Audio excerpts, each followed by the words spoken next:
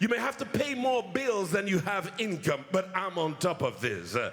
Myself and my boss have all kinds of trouble coming at us in our office, but I am on top of this. The bills are growing as our children are getting bigger and they have to go to school now, but I am on top of this. I believe in a guy who is so awesome that they beat him to pulp till every inch of his body was lacerated, till his corpuscles were oozing fountains of blood. They crowned him with a crown of thorns and mocked him like as if he was a petty criminal. What they did not know is that he was God the Son, the Alpha and the Omega, the beginning and the end. He had only humbled himself to take on our frame and our form to let us know that if Christ be in you, if God is in you like he is in his human body, you too can endure what he had to endure. And this guy, after they beat him, they made him carry the crossbeam of a cross, took him up a hilltop called Golgotha. It was named after Goliath, whose skull was buried somewhere in that mountain.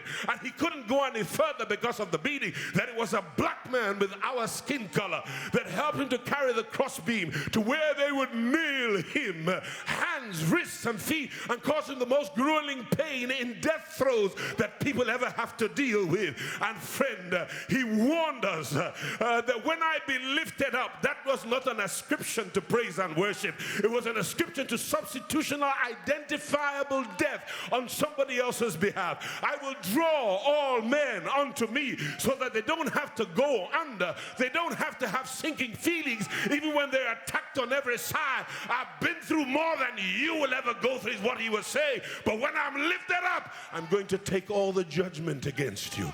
I'm going to take all the wickedness against you. I'm going to pay back to those who paid you what you did not deserve. I took your payment. I took your judgment. I exhausted the wrath of God upon my own body by my own will. And then they buried him in a borrowed tomb. And then they sealed the tomb. He's now dealing with death, hell, and the grave.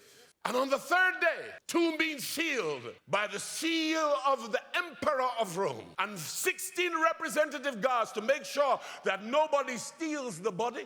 And yet, without rolling the stone away, he woke up on the third day and became alive again to never ever die again.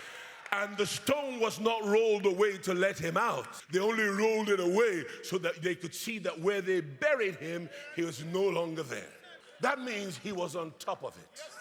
All the time he was going to the grave, he was on top of it.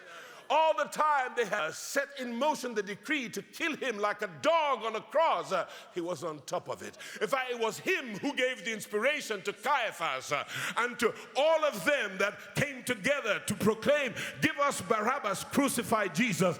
He was on top of it. Hallelujah. When he went into death, he was on top of it. When he went down into the grave, he was on top of it. When he went down into hell, he was on top of it.